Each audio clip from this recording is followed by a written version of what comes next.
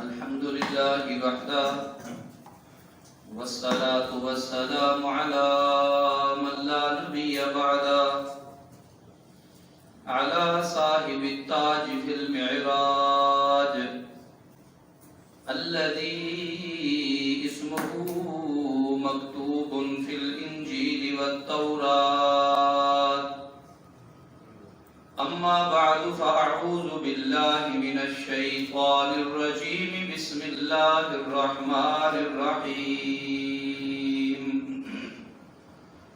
ولقد نصركم الله ببدر وأنتم أذلة فاتقوا الله لعلكم تشكرون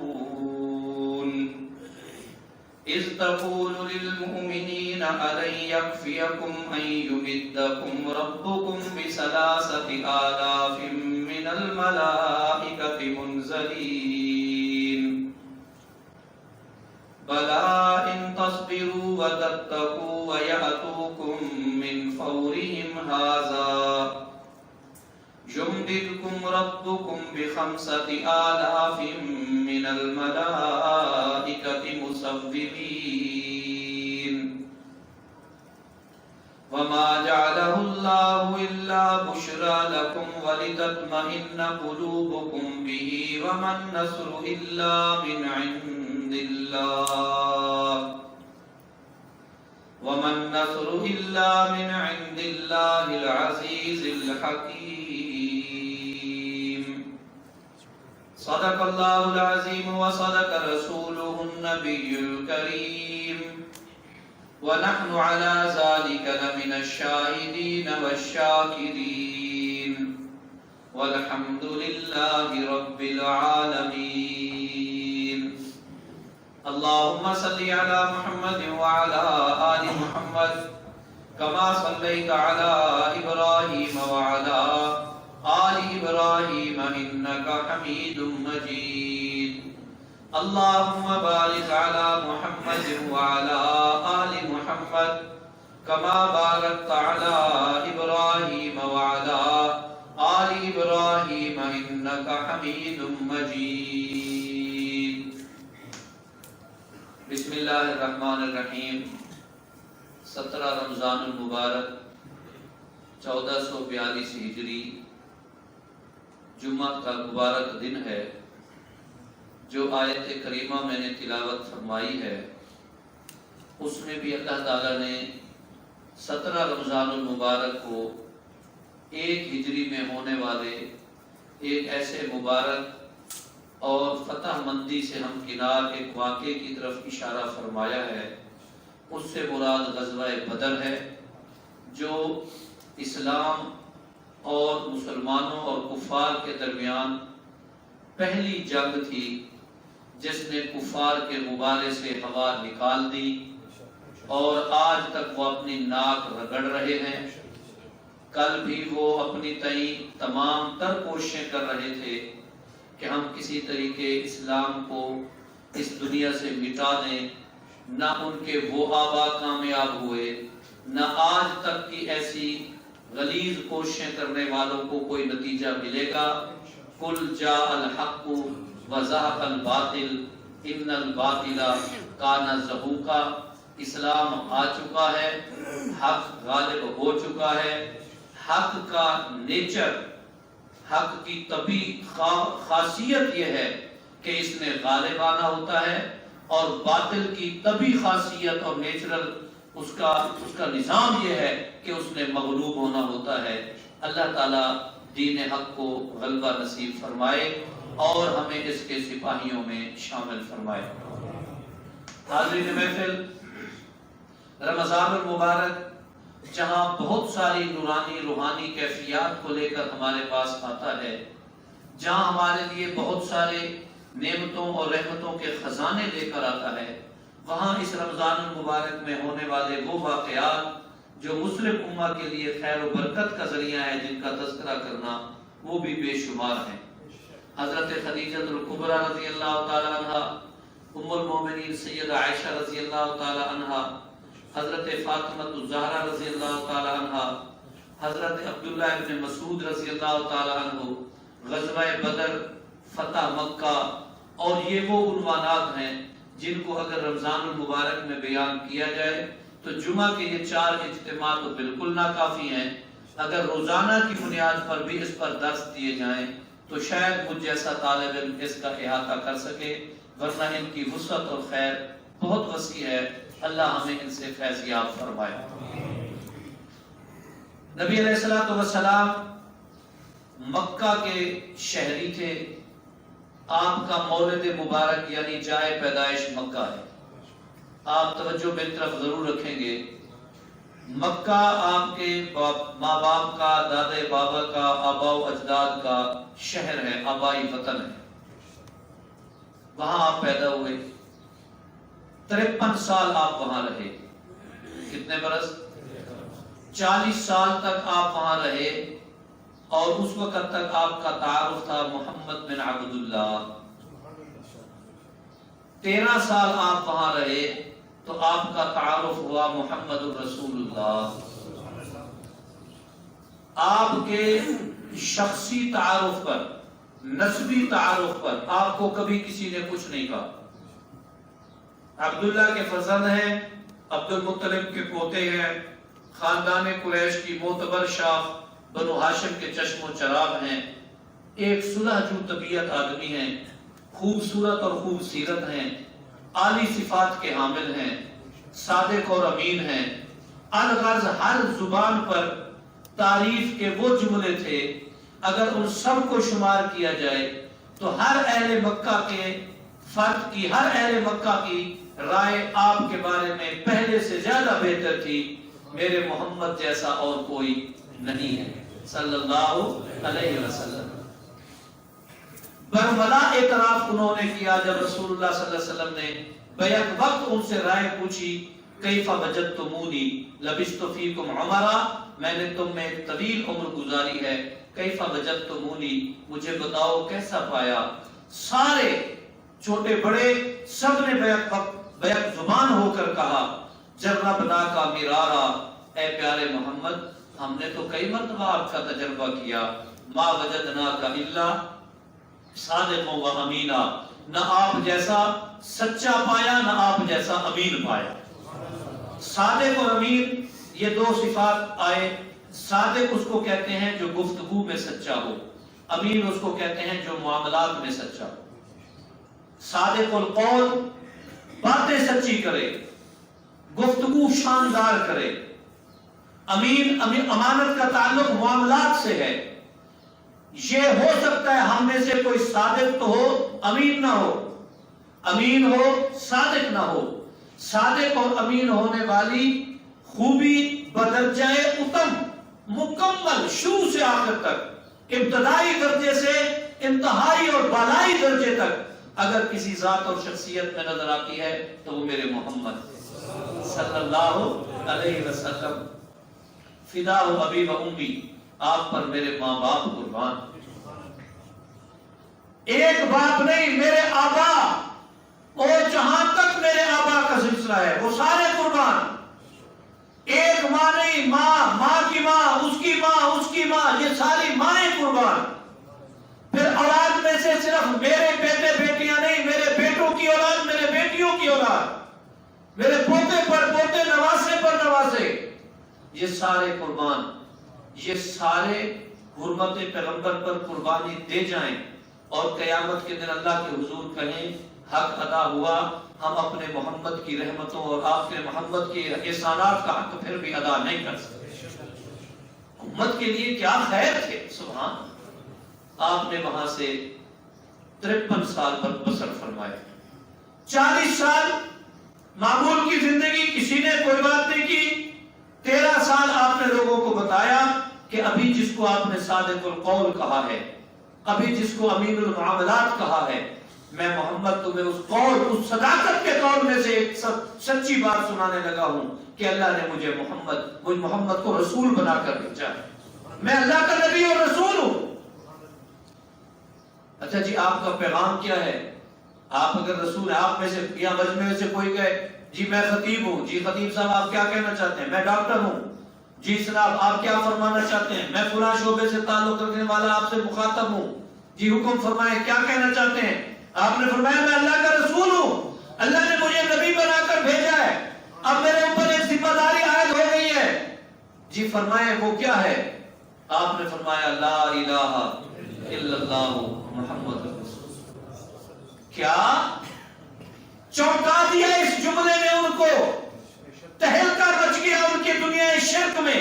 لا الہ، لا الہ، کوئی خدا نہیں، کوئی معبود نہیں، کوئی بگڑی بنانے والا نہیں، کوئی مشکل میں نکالنے والا نہیں، کوئی ہماری مدد پر قادر نہیں۔ الہ کے تو جتنے ویژن، جتنے تصور ان کے ذہن میں تھے، ان کی تو سب کی نفی ہو گئی۔ چھوٹے بچے کا تصور الہ کے بارے میں اور تھا، پڑھے لکھے کا اور تھا، دیہاتی کا تصور الہ کے بارے میں اور تھا، تاجر کا تصور الہ کے بارے میں اور تھا، جی مسافر کا تصور اور تھا، مقیم کا تصور اور تھا، عورت کا تصور اور تھا، مرد کا تصور اور تھا۔ الہ کے تو کئی سینکڑوں تصور ان کی دنیا دماغ میں موجود تھے۔ میرے پیغمبر نے فرمایا وہ سارے تمہارے جو اذہان ہیں اور وہ تمہارے سارے جو تصورات ہیں، وہ سارے جو عقیدے ہیں، لا الہ، کچھ نہیں ہے، وہ باطل ہیں، وہ ختم ہیں۔ پھر ہے بھی سی کوئی الا اللہ۔ الہ کون ہے؟ اللہ۔ الہ کون ہے؟ اللہ ہے۔ الہ کی جو خصوصیات ہیں ہم اس کا معنی کر دیتے ہیں عبادت کے لائق، اور ہاں یہ بھی غلط نہیں ہے، کیونکہ عبادتیں دو طرح کی ہوتی ہیں، بدنی بھی ہوتی ہیں، مالی بھی ہوتی ہیں۔ ہمارے تفکر میں، سوچ میں بھی عبادتیں آتی ہیں، ہمارے خیالات کی بھی عبادتیں ہوتی ہیں، ہماری بدنی عبادتیں بھی ہیں، مالی عبادتیں بھی ہیں۔ ان سب عبادتوں کا اہل اور ان سب عبادتوں کے لائق، اور ان عبادتوں کا اگر کوئی کسی کو یہ عبادتیں زیبا ہیں کسی کی شان کے لیے، تو وہ ان عبادتوں کا حق رکھنے والا کون ہے؟ میرا اللہ ہے، میرا اللہ ہے۔ یہ وہ جملہ تھا، یہ وہ نظریہ تھا، یہ وہ سوچ تھی کہ وہی جو ابھی تعریفیں کر رہے تھے انہوں نے جو ظلم اٹھائے، اس کی داستان کو میں چھوڑ کے آگے آ رہا ہوں۔ 13 سال کوئی روتا آ رہا ہے، پیغمبر اسے گلے سے لگا لیتے کہتے ہیں ابھی صبر کرو۔ کوئی آ رہا ہے جی آپ کو برا بھلا لفظوں میں یاد کیا جاتا ہے، محمد کی بجائے کچھ اور کہتے ہیں۔ فرمانے لگے میں تو زمین میں بھی محمد ہوں، آسمان پہ بھی محمد ہوں۔ وہ ایک لفظ اور کہتے تھے جس کا معنی اچھا نہیں بنتا، میں کیا کروں؟ وہ کہتے تھے جی آپ کو تو انہوں نے کوئی اور نام لے کے پکارا ہے جس کا معنی اچھا نہیں بنتا، ہم سے نہیں برداشت ہوتا وہ نام کا سننا۔ نعوذ باللہ، نعوذ باللہ، نعوذ باللہ، خاکم بدہن، میرے منہ میں دھول۔ وہ تو آپ کو مذمم کہتے ہیں، مذمم کا معنی ہے جن کی مذمت کی جائے، حجب کی جائے، برا بھلا کہا جائے۔ آپ نے فرمایا مذمم ہوگا جو ہوگا، میں تو محمد ہوں، دنیا میں بھی محمد ہوں، آسمانوں میں بھی محمد ہوں، جنت میں بھی محمد ہوں، میں تو فرشتوں میں بھی محمد ہوں، انسانوں میں بھی محمد ہوں، میں تو 18,000 مخلوقات میں محمد ہوں، میں تو پہلے بھی محمد تھا پھر بھی محمد رہوں گا۔ اور میری وہ تعریفیں ہیں، نہ مجھ جیسی تعریف رب کی کسی نے کی ہے، نہ رب کسی کی شان اتنی بیان کرتا ہے جو اللہ نے محمد کی بیان کی۔ میں تو شانوں والا۔ کوئی آتا جی میری آنکھ نکال لی، کوئی آتا جی میں نماز پڑھ رہا تھا اوپر پتھر رکھ دیا، کوئی آتا جی مجھے رسی پاؤں میں باندھ کر گھسیٹا جاتا، کوئی کیا فریاد لے کر آتا۔ میرے نبی سب کو فرماتے صبر کرو، اللہ کے امر کا انتظار کرو، انتظار کرو۔ دیکھو میرے اللہ کیا فرماتے ہیں، ان تمام تر مظالم کے باوجود حق تو یہ تھا، جب عورتوں نے ایک عورت کی نکلی ہوئی آنکھ کو دیکھا تو عورتیں چاہتی بس ابھی ہم نے کلمہ پڑھنا نبی کا۔ وہ دیکھو نبی کے کلمہ پڑھنے والے کی آنکھ نکلی پڑی ہے، اسے جب ان کو چاہیے تھا وہ نوکرانیاں باقی ساری کہہ دیتی نہیں ہم نہیں پڑھتی کلمہ۔ سمیہ کی لاش کو 2 ٹکڑے چرتا ہوا، زندہ کو، لاش کو نہیں، زندہ کو 2 ٹکڑوں میں ہوتا ہوا دیکھ کے چیخ اٹھتے بندے، بابا ہم نے نہیں کلمہ پڑھنا۔ بلال کے وجود اندر سے خون اور پسینے سے بجھتے ہوئے انگاروں کو دیکھتے تو لوگ پیچھے ہٹ جاتے، لیکن کمال یہ ہے ظلم بھی بڑھتا رہا اور میرے محمد کا دین بھی بڑھتا رہا۔ یہ دونوں برابر جا رہے ہیں، برابر جا رہے ہیں، برابر جا رہے ہیں۔ سال نبوت میں پہلے سال برابر، دوسرے سال برابر، تیسرے سال برابر، چوتھے سال برابر، ظلم بھی بڑھ رہا ہے، مسلمان بھی بڑھ رہے ہیں۔ آئیے ایک سال ایسا آ گیا، یہ بدر کا سال ہے۔ اللہ نے فرمایا یوم الفرقان ہے، آج کھڑا کھوٹا، آج دودھ پانی الگ ہوگا، دیکھتے ہیں بدر میں کیا بنتا ہے۔ اس دن سے کفار کو زوال آنا شروع ہوا، مسلمانوں کو اللہ نے ترقی عطا فرمائی، اور ایک وقت آیا کہ میرے نبی اسی مکہ میں جہاں سے آپ چلے تھے دوبارہ فاتحانہ انداز میں آئے اور فرمانے لگے لا ہجرت بعد الفتح، اب تک ہجرت کیا کرتے تھے کیونکہ مکہ دار الکفر تھا، مدینہ دار الاسلام تھا۔ آج مکہ بھی اللہ کے دین کا شہر ہے اور مدینہ بھی اللہ کے دین کا شہر ہے۔ یہ پھر وہ ختم ہوتے چلے گئے۔ اب ہم آتے ہیں تھوڑی دیر کے لیے بدر کی طرف۔ کفار نے مسلمانوں کا گھیرا تنگ کیا، مسلمان وہاں سے چلے، مدینہ شریف آ گئے، مدینہ طیبہ میں رہنا شروع کر دیا۔ چند مہینے گزرے تھے، کفار کو یہ تکلیف برداشت نہ ہوئی کہ یہ وہاں سکون سے کیوں رہ رہے ہیں۔ کفار کو یہ تکلیف برداشت نہ ہوئی، انہوں نے مدینہ پر حملہ کرنے کے لیے مسلمانوں پر اسلحہ اکٹھا کیا۔ وہ اسلحے کا قافلہ اور لشکر آ رہا تھا۔ رسول اللہ صلی اللہ علیہ وسلم فرمایا ان کو پکڑ لو، اگر یہ قافلہ یہ لشکر کافروں کے ہاتھ تک پہنچتا ہے تو کافر ہمیں گزند پہنچائیں گے، مسلمانوں کو نقصان دیں گے، پکڑ لو ان کو، نہ جانے دینا۔ ادھر مسلمان اٹھے کہ اس قافلے کو جا کے گرفت میں لے لیں، تو قافلہ جس کی قیادت اس وقت ایک وہ شخصیت کر رہے تھے جو اس وقت تک کافر تھے، انہوں نے کلمہ نہیں پڑھا تھا، لیکن جب کلمہ پڑھ کے مسلمان ہوئے تو اللہ کے نبی نے وہ عزتیں عطا فرمائی، سبحان اللہ۔ اس وقت تک وہ مسلمان نہیں ہوئے۔ ابو سفیان فتح مکہ پہ، ابو سفیان فتح مکہ سے پہلے ابو سفیان ہے، لیکن عقیدہ یاد رکھنا فتح مکہ کے بعد پھر صرف ابو سفیان نہیں، حضرت ابو سفیان رضی اللہ تعالیٰ عنہ پھر کلمہ پڑھ کے مسلمان ہو گئے۔ تو حالت کفر میں ہے، کفر کی طرف سے قوت اکٹھی کر رہے ہیں، مسلمانوں کے خلاف لشکر کشی کی کوشش کر رہے ہیں۔ وہ مسلمانوں کے ہاتھ نہ لگے، انہوں نے اطلاع بھیجی، کافر آ گئے، میدان بدر سج گیا۔ حضور صلی اللہ علیہ وسلم کو پتہ چلا کہ وہ قافلہ بھی ہاتھ سے گیا، اور بھی کافر جو ہے وہ مکہ سے آ رہے ہیں اور مسلمانوں پہ حملہ آور ہونا چاہتے ہیں۔ تو آپ نے فرمایا ہاں بھائی، اب ان کے دفاع کے لیے کون میرا ساتھ دے گا؟ ذرا یہ نازک موڑ سمجھیں، بندے کس طرح استعمال کرتے ہیں کسی کو، کون میرا ساتھ دے گا؟ تو مہاجرین صحابہ کھڑے ہو گئے، اے اللہ کے نبی ہم ہیں نا آپ کے ساتھ۔ آپ نے پھر فرمایا میرا ساتھ کون دے گا؟ پھر مہاجرین صحابہ میں سے ایک شخصیت کھڑی ہو گئی، ہم ہیں نا آپ کے ساتھ۔ آپ نے دوبارہ پوچھا کہ میرے ساتھ اس بدر میں کافروں کے اس لشکر کا مقابلہ کرنے کے لیے کون میرا ساتھ دے گا؟ پھر مہاجرین میں سے ایک صحابی کھڑے ہو گئے، اے اللہ کے نبی ہم بابر کا آ رہے ہیں، آپ بسم اللہ فرمائے، حکم کیجیے، ہم ساتھ ہیں۔ حضور صلی اللہ علیہ وسلم نے پھر پوچھا، تیسری چوتھی مرتبہ جب پوچھا تو ایک انصاری صحابی حضرت سعد کھڑے ہو گئے۔ آپ نے فرمایا اللہ کے نبی میں آپ کی منشا سمجھ گیا، آپ یہ پوچھنا چاہتے ہیں نا کہ بھی مہاجرین مکہ تو میرے ساتھ ویسے ہی کشتیاں جلا کے آ گئے ہیں، ان سے تو بیویاں چھن گئی، ان کے بچے چھن گئے، ان کے مکان چھن گئے، ان کی سواریاں چھن گئی، ان سے روپے پیسے چھین لیے گئے، یہ تو نہتے ہونے کے باوجود، ہر تکلیف سہنے کے باوجود 14 سال سے میرے ساتھ کندھے سے کندھا ملا کے کھڑے ہیں۔ اب آپ پوچھنا چاہتے ہیں کہ مدینے کے انصار تم میں سے بھی کوئی ساتھ دینا چاہتا ہے؟ تو انہوں نے خطبہ دیا، اے اللہ کے نبی ہم امت یہود نہیں ہیں، ہم امت محمد ہیں صلی اللہ کی قسم،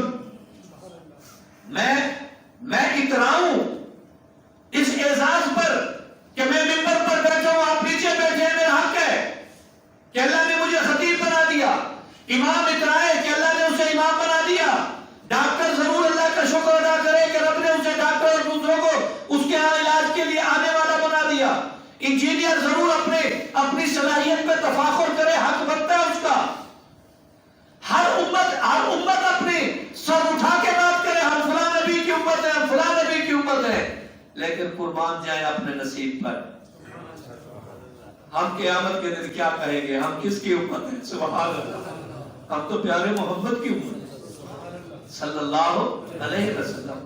سب کا اترانا اپنی جگہ، سب کا تفاخر اپنی جگہ، سب کی پسندیدگی اپنی جگہ، لیکن کنتم خیر امت ہے، اللہ فرماتے ہیں تم بہترین امت، تم امت خیر آگے چلیں۔ تو حضرت اس انصاری صحابی رضی اللہ تعالیٰ عنہ فرمایا اللہ کے نبی اگر آپ یہ پوچھنا چاہتے ہیں کہ مدینہ میں سے بھی کوئی ساتھ ہوگا تو ہم امت یہود نہیں ہیں کہ ہم حضرت موسیٰ علیہ السلام کو، موسیٰ علیہ السلام اللہ کے ایک نبی گزرے ہیں، ان کی امت کا نام امت یہود ہے، ان کو اللہ تعالیٰ نے حکم دیا تھا کہ آپ اٹھیں اور فلاں قبیلے والوں کے خلاف جہاد کریں، اور ان کو جہاد کا جواب، جب انہوں نے جہاد کی ترغیب دی اور اپنے ماننے والوں سے کہا کہ میرے ساتھ چلو، تو انہوں نے پتہ کیا کہا؟ انہوں نے کہا انت وربک فقاتلا انا ہاہنا قاعدون، اے اللہ کے نبی موسیٰ علیہ السلام آپ بھی جاؤ اور آپ کا رب بھی جائے، جا کے ان کے ساتھ لڑو، ہم نہیں چلتے، ہم نہیں چلتے، انا ہاہنا قاعدون، ہم یہاں بیٹھے ہیں، آپ جاؤ، آپ کا خدا جائے اور ان کے ساتھ جا کے لڑو، جو کرنا ہے جا کے کرو، ہم نہیں چلتے۔ انصاری صحابی نے عرض کیا اللہ کے نبی ہم امت یہود نہیں ہیں کہ ہم اب آپ کو کہے، مکے سے مدینے بلایا تھا تو سوچ کے بلایا تھا کہ اگر کھوپڑیاں اتر بھی گئی تو کوئی بات نہیں، محمد کا ساتھ نہیں چھوڑیں گے، اگر یہ چمڑیاں ادھر بھی گئی تو کوئی بات نہیں، محروم کر دیے گئے مختلف دنیاوی سہولتوں سے تو کوئی بات نہیں۔ ہم نے سوچ سمجھ کے فیصلہ کیا تھا اور ہم اپنے اس فیصلے پر جتنے مطمئن ہیں، ہم بڑے خوش ہیں اس پر۔ اور یہاں ایک بات اور ضمناً میرے ذہن میں آ گئی، جنگ حنین ہوئی فتح مکہ کے بعد، جنگ کا نام کیا بتایا؟ حنین، جنگ حنین، ہمارے نوجوان بھائیوں کو پتہ نہیں ہوتا، یہ ضرور یاد کر لیں، جنگ حنین فتح مکہ کے بعد ہوئی، یعنی مکہ بھی مسلمانوں کے ہاتھ آ چکا تھا۔ اس جنگ میں مسلمانوں کو بہت سارا مال غنیمت آیا، 12,000 تو بھیڑ بکریاں تھیں، کئی ہزار غلام تھے، سونا چاندی بھی کثیر تعداد میں تھا۔ اب وہ جنگ کہاں ہوئی؟ طائف کے میدان میں۔ طائف سے سفر کر کے اس سارے لاؤ لشکر سمیت آپ مکے تشریف لائے، مکے میں جورانہ سے احرام باندھا، عمرہ کیا، اب مکے کچھ دن آرام فرما کے جانا تھا مدینہ طیبہ۔ میں آپ کو اس موقع کی لوکیشن پہ یوں سمجھاتا ہوں، ہماری اس حوالے سے مشرقی سمت طائف، درمیان میں مکہ، پھر اس سے پیچھے اس طرف مدینہ۔ طائف سے فتح ہو کر آئے، سامان ساتھ ہے، مکہ آرام فرمایا، مکے سے مدینہ جا رہے ہیں۔ مکے میں جب آئے تو ایک شور اٹھا کہ یہ سامان جو اس مرتبہ جنگ فتح ہوئی ہے یہ کس کو ملے؟ ایک ایسے تھے، انہوں نے کہا بھی یہ تو سب مجاہدین کا حق ہے، جو جنگ میں شریک ہوئے ہیں سب مسلمان اس میں شریک ہیں۔ مکے والوں میں سے کسی نے کہہ دیا نہ، تم نے اے مدینے والوں بدر کا مال غنیمت لیا، خندق کا مال غنیمت لیا، تم نے اور چھوٹی بڑی فتح مکہ کا مال غنیمت لیا، تم بہت مال غنیمت لے چکے ہو، اب یہ طائف کا مال غنیمت ہمیں دو۔ بات اس مال غنیمت پر تکرار ہو گئی، آوازیں اونچی ہونا شروع ہو گئی۔ رسول اللہ صلی اللہ علیہ وسلم نے جب دیکھا کہ معاملہ شاید ان بھیڑ بکریوں کے لیے، سونے چاندی کے لیے بڑھ نہ جائے، آپ کھڑے ہوئے، فرمانے لگے میں ایک اعلان کرنے لگا ہوں، محمد تقسیم کرنے لگا ہوں، مدینے والوں تم نے اسلام پر بڑا احسان کیا ہے، تم لوٹے پوٹے مکہ سے آنے والے مہاجرین کی بڑی خدمت کرتے رہے ہو، اور مدینے والوں کے لیے ایک پیکج نبی پاک صلی اللہ علیہ وسلم کا کہ قیامت کے دن جب اللہ مجھے شفاعت کا حق عطا فرمائیں گے کہ نبی آپ سفارش فرمائیں، سب سے پہلے میں مدینے والوں کی سفارش فرماؤں گا۔ جغرافیائی اعتبار سے اہل مدینہ کی سفارش سب سے پہلے کی جائے گی، مدینے والوں کے بعد دوسروں کی ہوگی۔ فرمانے لگے آج میں تقسیم کرنے لگا ہوں، ایک طرف بھیڑ بکریاں، سونا چاندی، غلام اور لوٹیاں، دوسری طرف میں محمد۔ مدینے والوں اگر ضد کرتے ہو کہ ہم مال لے کر جائیں گے، ہمارا حق ہے، ہم مدینے سے آ کے یہاں لڑے ہیں اور مال غنیمت ہمارا حق ہے، تو لو میں تقسیم کر رہا ہوں، ایک طرف میں محمد ہوں، مجھے مکے رہنے دیں، میرے آبا کا وطن ہے، یہاں کعبہ ہے، ایک نماز کا ثواب لاکھ ہے، یہاں مینا ہے، مزدلفہ ہے، جہاں زمزم ہے، یہاں حجر اسود ہے، یہاں یہ نعمتیں، ایک طرف آپ یہ لے جاؤ، میں مکے رہ لیتا ہوں. یا پھر مدینے والے ایسا کرو، لڑائی نہ کرو، یہ بھیڑ بکریاں یہ سارا کچھ مکے والوں کو دے جاؤ، مجھ محمد کو ساتھ لے جاؤ. میں یہاں بیٹھا تھا سامنے، مجھے آج تک یاد ہے، والد صاحب مجھے یہ جب پڑھا رہے تھے تاریخ اور سیرت کا سنہری چیپٹر، ہمارے دے وہاں مدینے والے تمہاری بصیرت.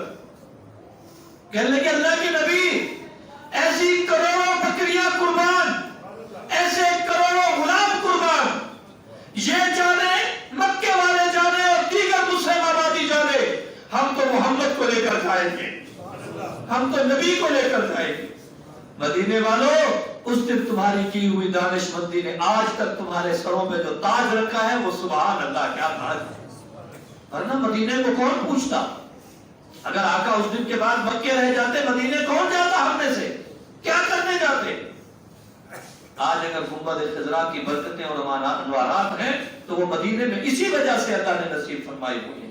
رسول اللہ صلی اللہ علیہ وسلم اپنے ساتھیوں کو لے کر بدر میں پہنچے. بدر کے میدان کا بڑا عجیب نقشہ تھا. اللہ تعالیٰ نے اس کا نقشہ قرآن پاک میں مختلف جگہوں پر ارشاد فرمایا. اس میں ہے کہ مسلمان نشیبی جگہ پہ آ گئے، ریتلی جگہ پہ، کافر برابر والی جگہ پہ آ گئے. رب نے اس کا بیلنس یوں کیا، بارش برسائی.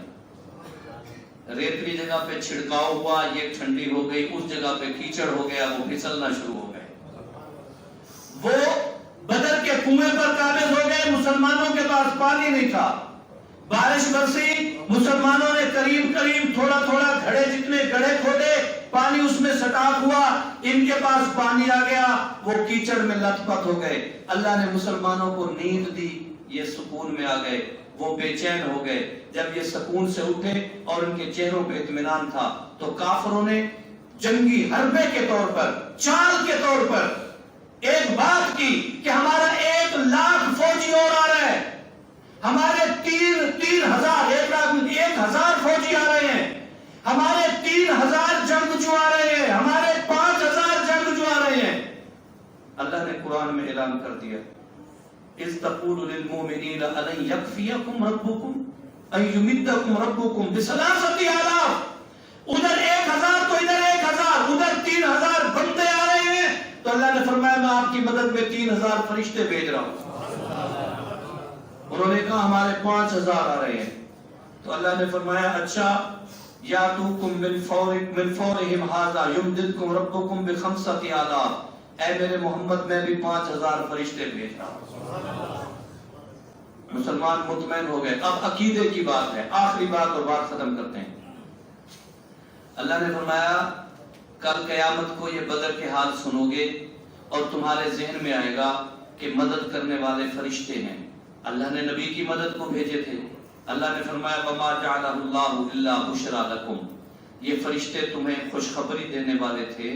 وَلِتَطْمَئِنَّ قُلُوبُكُمْ، تمہیں دلوں کی تسلی کے لیے اللہ نے فرمایا. عقیدہ کیا ہے؟ عقیدہ ہے وَمَن نَصْرُ إِلَّا مِنْ عِنْدِ اللَّهِ، اللہ کے بغیر مدد پر کوئی قادر نہیں. اگر فرشتے مدد کرتے تو ہم کہہ دیتے جبریل مدد، میکائیل مدد، اسرافیل مدد. اے حاملین عرش فرشتوں جو اللہ کے عرش کو تھامے ہوئے ہو، آؤ میری مدد. فضا کے فرشتوں مدد، خلا کے فرشتوں مدد. اللہ نے فرمایا وما جعلہ اللہ الا بشرا، کوئی مدد پر قادر نہیں، نہ کوئی فرشتہ، نہ جن، نہ موکل. یہ جو تمہیں دھوکہ دیتے ہیں میرا موکل تمہاری مدد پہ قادر ہے، میرا فلاں جن تابع تمہاری مدد پہ قادر ہے، اس کا شکار نہ بننا. عقیدہ پکا رکھنا. سر کٹ جائے تو کٹ جائے، تکلیف آ جائے تو آ جائے، برداشت کرنا. ہر گلی محلے کا مددگار اپنا مت بنانا. بریلویوں کے اپنے مددگار، دیوبندیوں کے اپنے، شیعوں کے اپنے، سنیوں کے اپنے، انڈیا والوں کے اپنے مددگار، پاکستان کے اپنے مددگار، یورپ والوں کے اپنے مددگار. یہ مددگار جتنے تم نے بنائے ہیں یہ اسی پہلے زمرے میں ہے، لا الہ، ان میں کوئی مددگار نہیں. مدد کس کی ہے؟ وَمَن نَصْرُ إِلَّا مِنْ عِنْدِ اللَّهِ، مدد کرنے پر قادر کون ہے؟ اللہ. मदद करने वाला कौन? अल्लाह। हर एक की मदद करने वाला कौन? अल्लाह। हर जमाने में मदद करने वाला कौन? अल्लाह। अल्लाह। इस अकीदे को मजबूत रखना। बदर के हालात में रब ने फरमाया, मैं मोहम्मद आपको फतह हुई है। शायद कल को कोई ये समझे कि ये फतह जिब्रील मिकाईल इसराफील की वजह से है, ये फतह 3000 5000 फरिश्तों की वजह से है। अकीदा याद रखना, कमजोरी मत आने देना। कोई मदद करने वाला नहीं है, मदद करने वाला मेरा अल्लाह है। अल्लाह ने ये मदद अता फरमाई। इसी पर बात इत्तफा करते हैं। मसले एक दो सुन लें थोड़ी देर। एक अमल होता है रमजान और मुबारक में सखावत का, खैरात का, उसको फितराना कहते हैं। फितराना, नबी अलैहिस्सलातु वस्सलाम फरमाते हैं 4 किस्म की चीजें फितराने में दें।